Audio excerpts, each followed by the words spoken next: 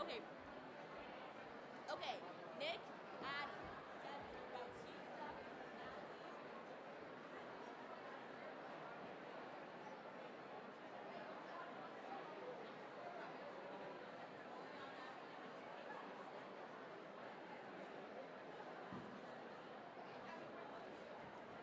yes, it's almost gonna start going because Okay, it's and supposed to we're start. not saying anything, right? We're quiet? Are we quiet? Yeah, yeah, yeah.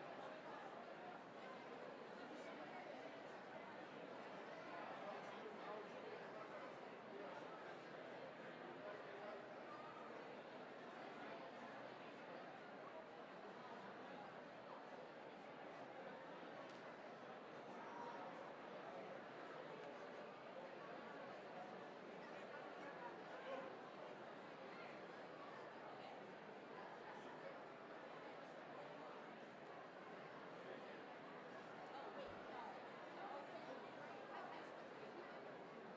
Oh, yes, sorry. In half a second, he shall. Okay. Oh, freak, they unplugged it. Okay, yes, yes, yes. Okay, this is for this. Okay, so basically, it's just gonna go. Shoot, I'm afraid to test it. Should I test it? No. No, because it's gonna give it away. Okay, but basically, this is it. So it's staying here, and then okay, but right now the volume's all the way up. So then you can like Decrease. shift it, yeah, Cool. and then play, and then that's it. We're gonna close those doors, or no?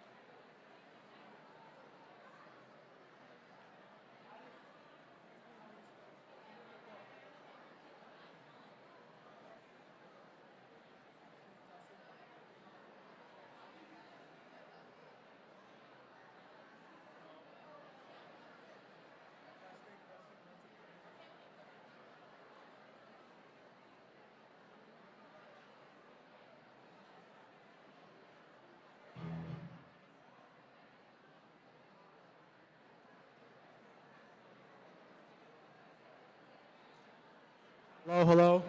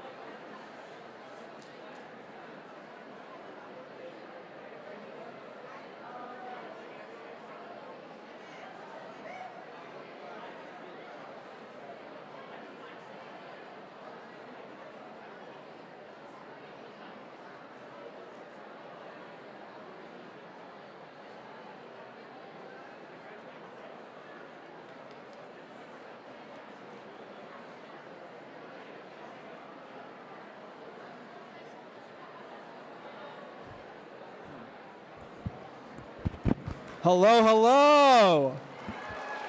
How are we doing today? I can't hear you guys. How are we doing today? Woo!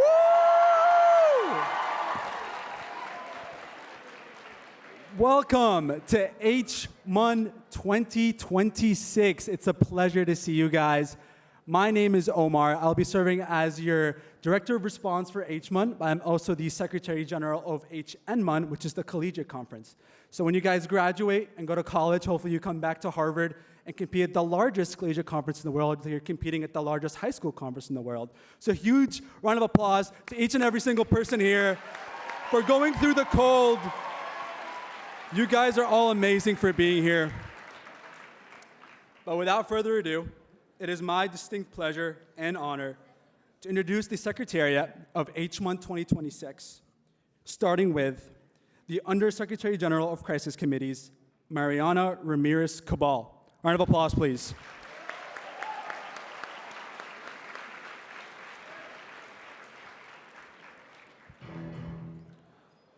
Next, we have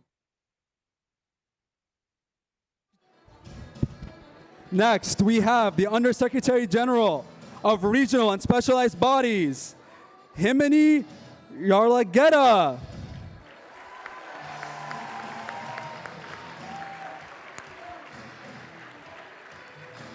Next, we have the Undersecretary General of Economic and the Social Councils, Caitlin Cascio. Clap it up.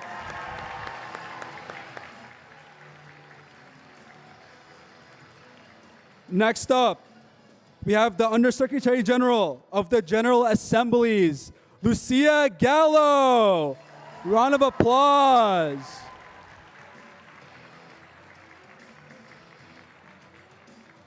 Next up, the Undersecretary General of Operations, Natalie Kuhn. Clap it up, clap it up.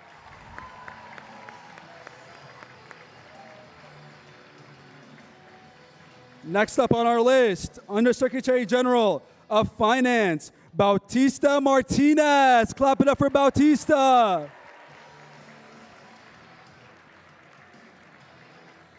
Next, the Undersecretary General of Business, Rahul Yates. Clap it up for Rahul and his merch booth.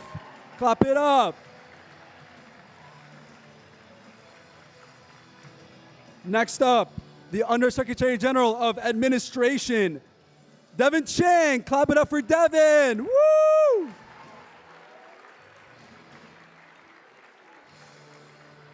It is my honor to introduce your Director General for this year, Addison Gaddy. Clap it up for Addie. And last but definitely not least, your Secretary General of HMUN 2026, Nicholas Yang. Clap it up for Nick.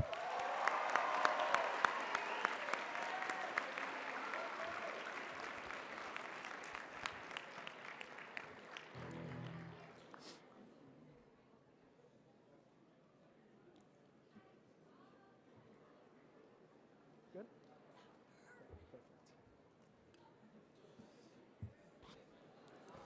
All right. All right, I'll give it away to Nick. Thank you, everybody.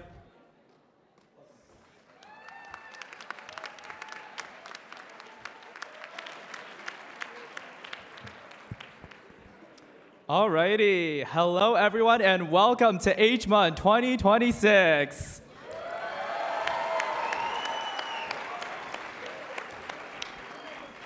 To all my delegates, faculty advisors, teachers, staff, and guests, my name is Nicholas Yang and I have the immense honor of being the Secretary General of Harvard Model United Nations 2026. This will be our 73rd session of Harvard Model United Nations, and I am immensely proud of the legacy that we have carried with us. I am currently a senior at Harvard Model United Nations, Harvard College, studying computer science and neuroscience. Harvard Model United Nations was founded on the mission of being an open platform for high school students from all over the world to actively debate and think critically about issues that are actively affecting the world today. The questions that our committees have posed are questions that continue to plague the world and have no correct solution. And that's why you all are here today, to make sure that you can create the best solution possible among all of the delegates that are present in each of the committees. These issues depend on the future generation of students, which is you all, and we hope that you all can create the best solution possible using the diversity of voices that are present today. Harvard Model United Nations is one of the world's largest, oldest, and most prestigious conferences around the world, and continues to show itself as one of the leading high school Model United Nations conferences with over 3,500 delegates in attendance today, and over 500 faculty advisors hailing from over 40 different countries and territories around the world who are actively supporting the mission of Model UN. It is my hope that with a wide diversity of voices that can be heard today, you all will be able to learn not only about the issue that you are actively debating in your committees, but also learn more about how other people from different cultures solve the solutions and approach a problem in different lenses. But before we talk more about HMUN, let's take a walk back through time and talk about a little bit about my Model UN history journey. I started in freshman year of high school. My first committee was at a small conference that one of the neighboring towns hosted, and I represented the United States in the Disarmament and International Security Committee, more commonly known as DISEC.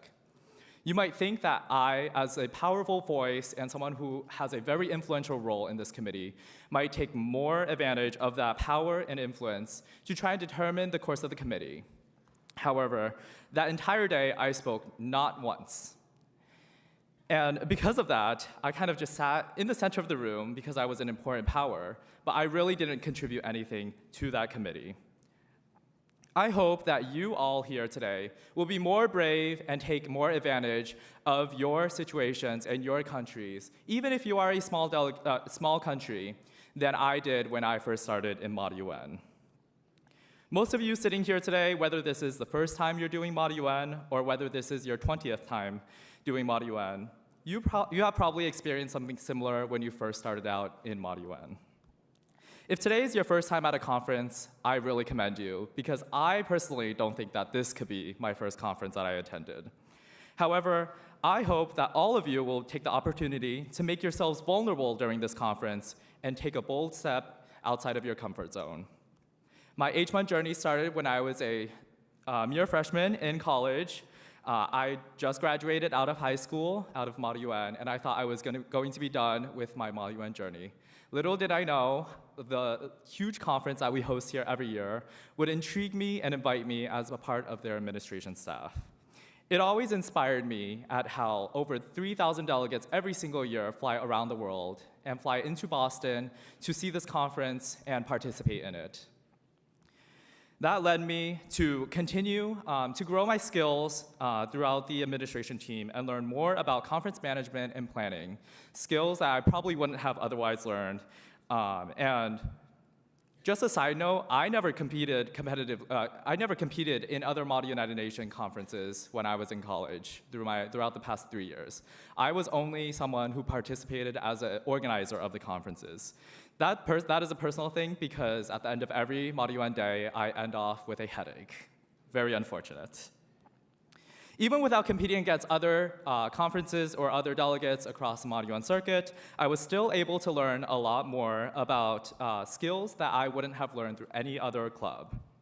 Through Model UN, I was able to learn about how to manage a team of other undergraduate students who were equally interested in running this conference with me. Through Model UN, I was able to see how simple automations in a Google Sheet could make life so much easier in managing the 3,500 delegates today. Through Model UN, I also learned the art of communication and debate, which I still actively use today as I speak to you all and also with my friends as we debate about many of the important topics in life. And finally, through Model UN, I was able to create long-lasting friendships with me, many of whom I've met on secretariats of HMUN, and many of whom I can call my best friends forever. For the seniors in the room who are about to graduate at the end of this year, I hope you are able to take away more than just what Model UN touts as the stereotypical skills that Model UNers learn. To cherish the long-term friendships that you make through these conferences, and to continue to make new friends at other conferences that you attend around the world. Beyond that, I hope that you will remain critical of not only the opinions of those around you, but also of your own, and to always challenge the assumptions that you hold and search for creative problems to the solutions to the problems around you. With 72 years of HMUN legacy behind me, I am excited to see what this year will bring for us. My 9 Secretariat members and I, along with over 240 Harvard undergraduate staff members, have worked tirelessly over the past year to make 39 committees, the largest number of committees that we have ever hosted at HMUN, while still maintaining our substantive excellence in committees. Our directors have been trained on the HMUN rules of procedure and have been instrumental in making sure that you all have the most enjoyable weekend this weekend. True to the HMUN spirit, the HMUN branding has also expanded around the world, with now 7 international conferences dotted throughout the world. This year, the HMUN team has revived our Africa conference, which will be taking place from March 16 through 18, 2026 in Nairobi, Kenya, and is the second time that the HMUN team will be hosting a conference in the continent of Africa. HMUN will also be hosting its inaugural conference in partnership with the Linky Foundation to host our HMUN Canada conference in Toronto, Canada, from May 28th through May 31st, 2026. We also encourage you to explore HMUN Australia, occurring in Sydney, Australia, from May 21st through May 24th, 2026. And beyond that, we will also be having our HMUN China and HMUN India conferences in August 2026, and our HMUN Dubai and HMUN Latin America conferences in January 2027. You can get to meet the secretariats who lead each of these international conferences at our College and Summer Opportunities Fair, which will be happening from 11:30 a.m. to 1:30 p.m. tomorrow in the Constitution Ballroom. I hope that you will take this opportunity to talk to these international secretariats to learn more about their experiences and learn more about these international conferences that we spread throughout the world every single year. You can also find a QR code to all of our international conferences and some of our sponsors in your delegate handbook. Beyond that, many of you may have also noticed that we have launched a new initiative, which is known as HMUN Online. This is in collaboration with the Harvard Intercollegiate Model United Nations team, and is designed to allow delegates from around the world to compete on an online platform and reduce the barrier of cost in attending HMUN conferences. These conferences are led by our most experienced HMUN staff members, and also actively compete on the Model UN circuit in order to bring you all the best experience online through our online committees. This has also allowed the HMUN team to spread our mission in reducing costs for many of our delegates associated with traveling to Boston or our other international conferences, and we hope to provide more financial aid for all delegates interested in HMUN Online throughout future years. Before I pass the microphone on, I hope that you all will take the weekend to not only enjoy the conference, but also the city of Boston. Boston is one of the United States' oldest cities around the country, and I hope that as a native Massachusetts resident myself, you all will be able to explore the city of Boston and learn more about its history and culture, as well as its roots. I could not be more proud of our city and its origins. With that, I am proud to welcome my Director General, Addison Gaddy, to the microphone.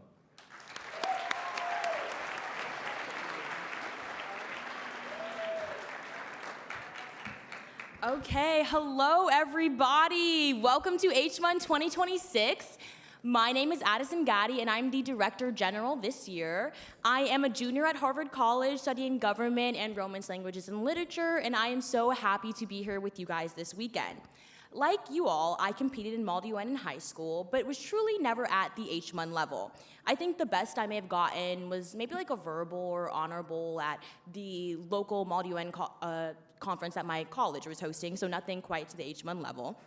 And to be honest with you guys, I was never that good at public speaking despite the various conferences that I went to, which is pretty ironic seeing as how I qualified myself, at least personally, as a pretty outgoing person. I loved interacting with people. I was very social, yet there was something about standing in front of people with everyone looking at me, facing them head on, trying to have a very serious speech like you guys will give in the ECOSOCs or General Assembly committees in 45 seconds that I simply couldn't do.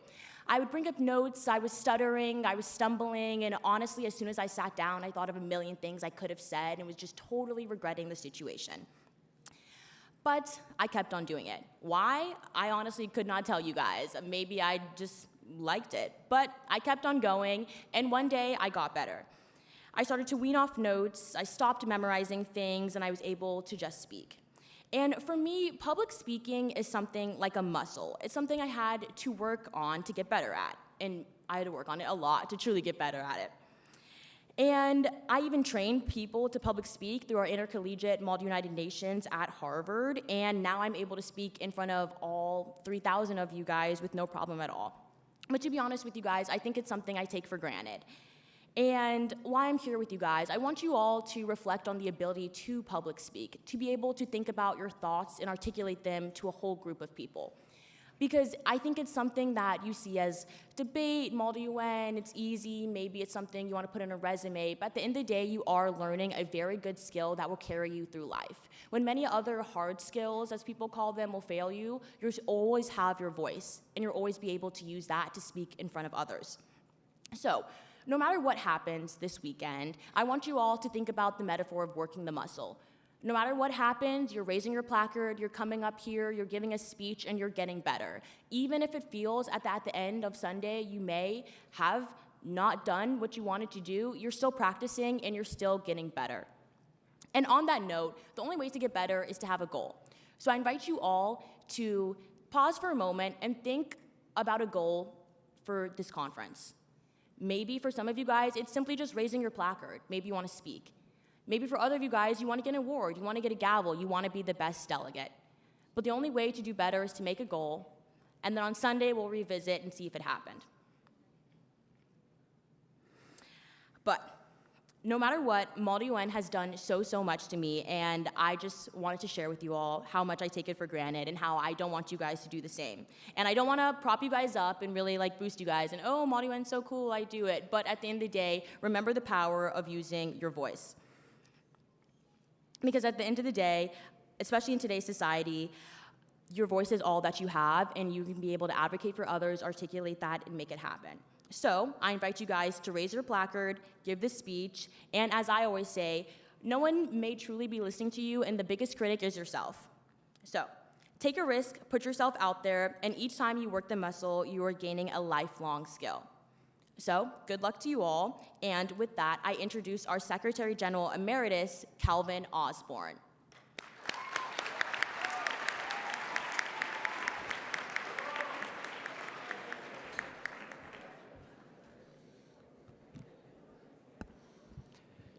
Delegates, faculty advisors, and staff, I could not be more excited to welcome you all to Harvard Malta United Nations 2026. My name is Calvin Osborne, and I was honored to serve as the Secretary General for Harvard Malta United Nations 2025. You might remember me probably by the hair. If you're wondering what I've been up to since graduating Harvard, I'm currently a PhD student in mathematics at UCLA, and like I'm guessing for at least a few of the delegations here, I arrived in Boston early this morning at 6 a.m. But immediately after stepping back into the Sheraton, I was reminded of what makes this conference so special to me. And I want to share a few aspects of this with you all today. First, the energy at HMUN is electric. Harvard Malta United Nations brings together a remarkable group of people. Hardworking students from across the globe, dedicated undergraduates from Harvard University, and faculty advisors who work tirelessly to make sure that their students succeed. HMUN could not exist without each and every one of you, taking the time out of your undoubtedly busy schedules to attend this event that means so much to our team and so much to me.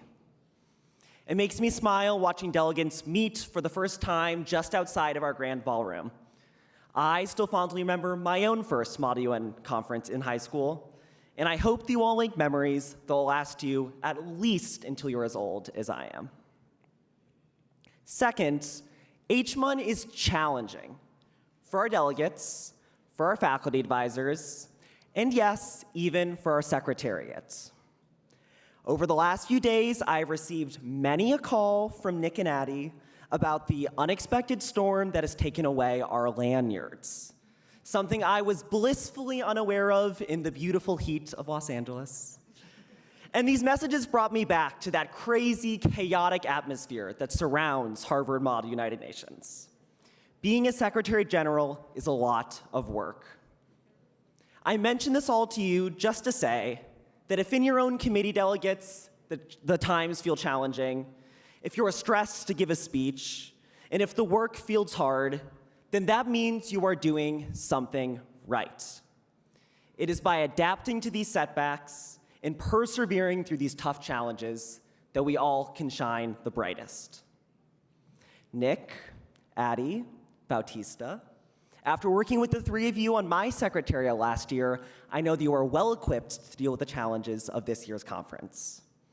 And Devin, Rahul, Natalie, Lucia, Caitlin, Himini, and Mariana, I cannot wait to watch you all shine through whatever challenges this conference has to bring you. Model United Nations takes a village to bring to life, and I am so proud of this Secretariat's hard work. Enjoy seeing it all pay off over the next few days. Lastly, HMUN is rewarding. As I said earlier, I am now a math PhD student at UCLA, on the surface very disparate from the activity that is Model United Nations. And yet, I have had countless experiences as a PhD student where the skills that I have learned from Model United Nations have proved invaluable. Skills in public speaking, skills in negotiation, skills in writing, skills in communication. I do not think that I would be where I am today without all of the skills that this crazy activity has taught me. So, this weekend, I hope that you all grow just as I did through this crazy activity. Take these experiences with you throughout the rest of your life. Have fun, work hard, push yourselves outside of your comfort zones. By doing all of this, you will have a rewarding HMUN experience. Now, with all of this being said, I want to extend one more welcome to Harvard Model United Nations 2026. I hope to hear from many of you this weekend what makes this activity so special to you. Thank you all for listening to me one last time, and best of luck, delegates.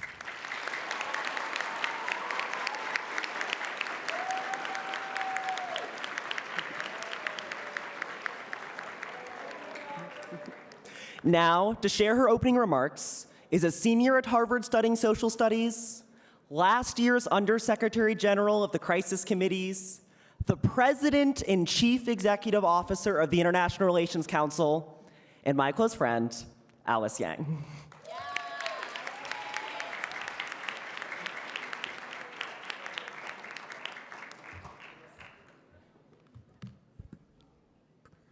Wow, there's a lot of people here. Well, it is my pleasure to be speaking in front of all of you this year as the president of the IRC. And if you don't know what that means I'm his boss. Once again, welcome to HMUN 2026. And this weekend is going to change your life. I've had the pleasure to host various conferences and compete competitively across America in my time in college.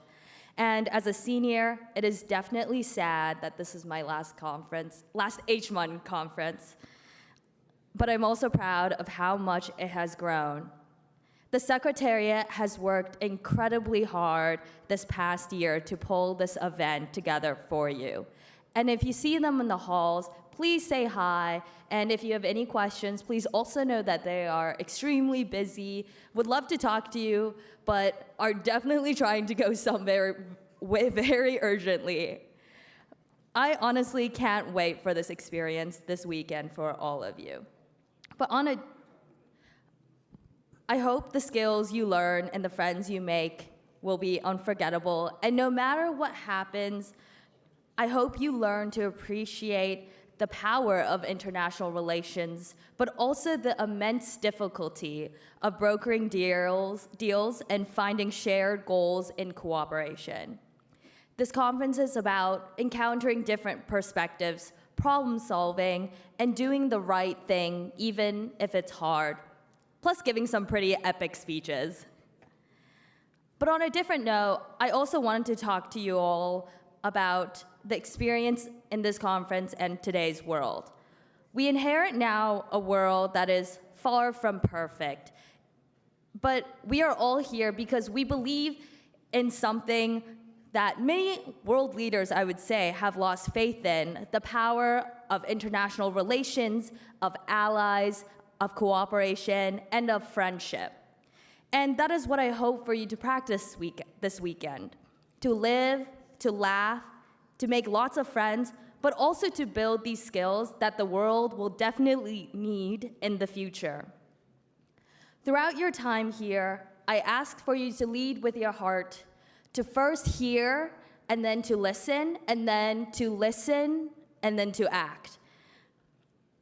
We could all use a lot more empathy and love. And on that note, there's another organization here that could use that love. Our charity partner this year is Family Aid, a Boston-based nonprofit organization dedicated to preventing and ending family homelessness. They offer programs like homelessness prevention and emergency shelter, while also working with schools to achieve early intervention. Their goal is to help families achieve long-term stability and independence through financial assistance and vocational training. All charity donations this weekend will be going directly to supporting this cause. And on that note, please join me in welcoming Anne Marie Reddy on stage to speak more about Family Aid and its cause.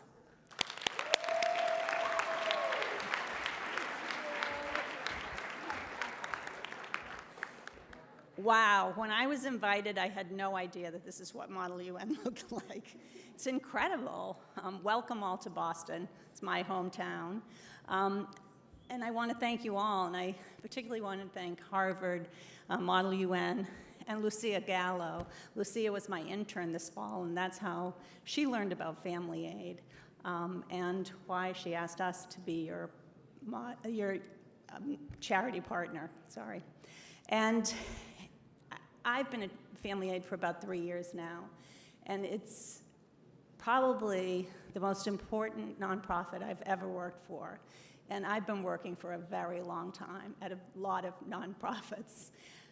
Family Aid, as we've been told, is an organization that helps families from becoming homeless. We partner with Boston Public Schools, and through their teachers and social networks, we find families that are struggling, and we help keep them in their homes by providing support, by providing financial help, and wraparound services for them. For families that are already homeless, we give them shelter in our temporary housing, and we work with them to find permanent housing. We also follow them for 2 years to make sure that they're stabilized. The thing that makes Family Aid different from most housing charities is that we don't just house families. We work with both the children and the parents to ensure that they have a better future and that they can build it on their own. Tonight alone, there are more children that will sleep in Boston streets than the number of people in this room.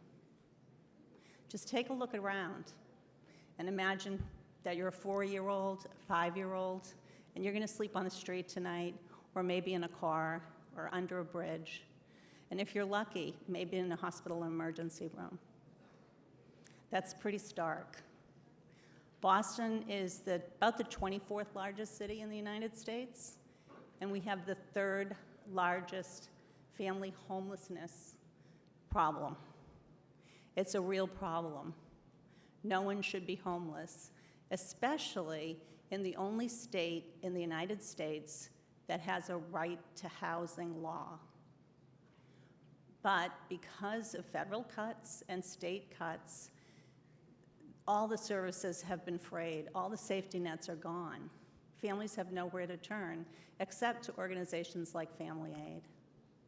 So for us, we're operating with less money. We typically help 5,000 families a year. But we'll do it with less money this year from federal and state coffers. That means we need to raise more money, and then we have to ask our community to really step up. We've been lucky because we do have many, many individuals who support our work.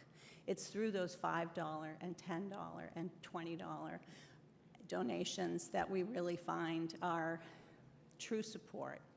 That's where it comes from. Whatever you can help us with, whether that's $5 or more, $1,000, I mean, I don't know, whatever you're comfortable with. It will help a family. It will help 5,000 children who today will be homeless. But by next year, we hope that they'll be in stable housing. Family aid takes about 7 months to get a family stabilized and into a permanent home. For most state agencies, as well as other nonprofits that do this work, it's about 13 to 16 months. So we do have a great track record. A national study was just done that names the work that we do as the most effective work for children and parent homelessness in the United States. So when you support us, you support a great cause, and more than anything, you help keep a child off the street. Thank you very much again. Enjoy your incredible weekend. I hope you all get out there and look at Boston, climb our snowbanks, and you'll really enjoy it. Take care and thank you.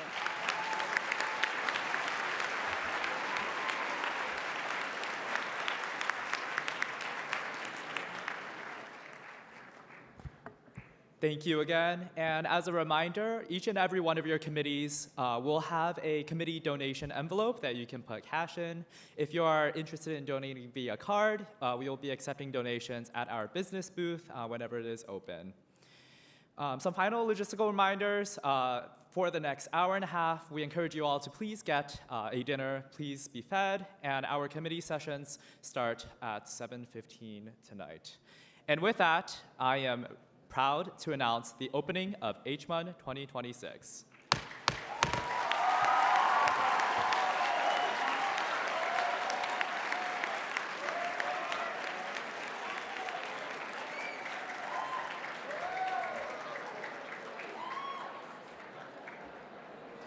If delegates could leave the room as soon as possible, we need to flip the rooms for committee sessions. Thank you.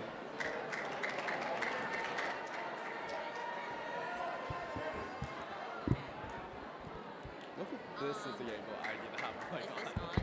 Yeah. Oh, sure. Well,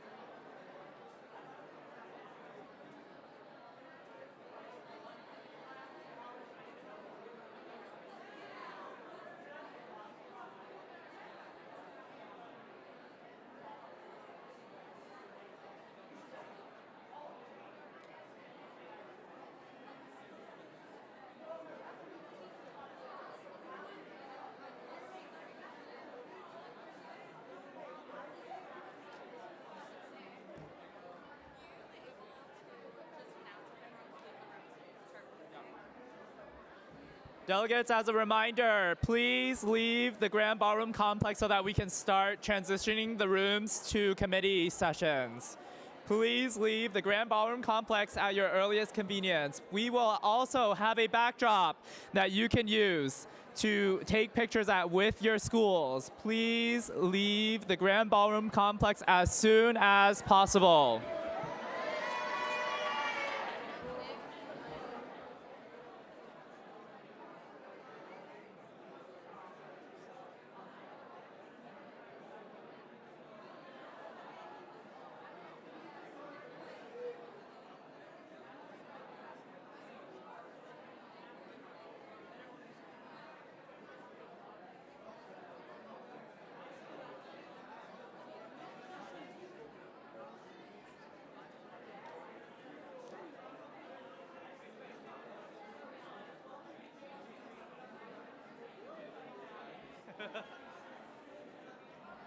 Delegates, as a reminder, please exit the Grand Ballroom Complex as soon as possible so that the hotel staff can flip the rooms for committee sessions. Please exit the Grand Ballroom Complex as soon as possible.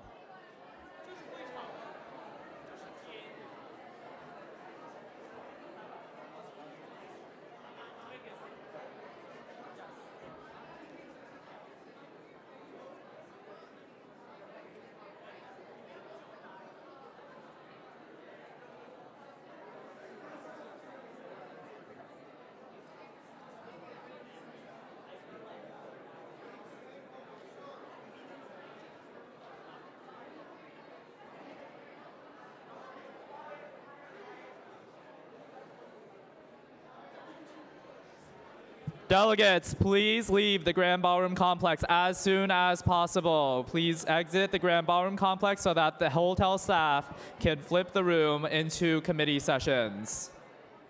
Yes. Yes.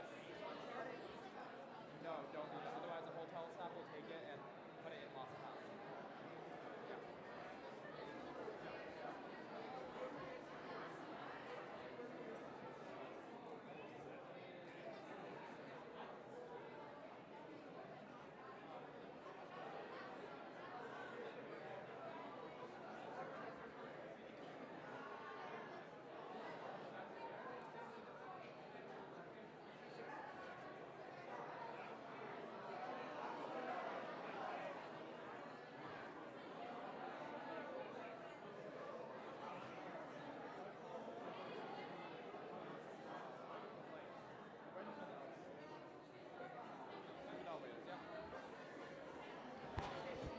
Delegates, as a reminder, please exit the Grand Ballroom Complex so that the hotel staff have the opportunity to change this into committee sessions. Please do not leave anything behind, otherwise it will be reported to lost and found.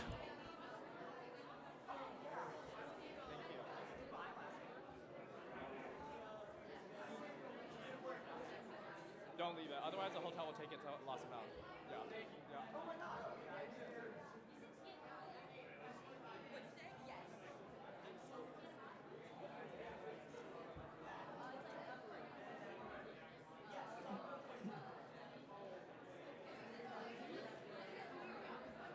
Yeah. Take your iPad.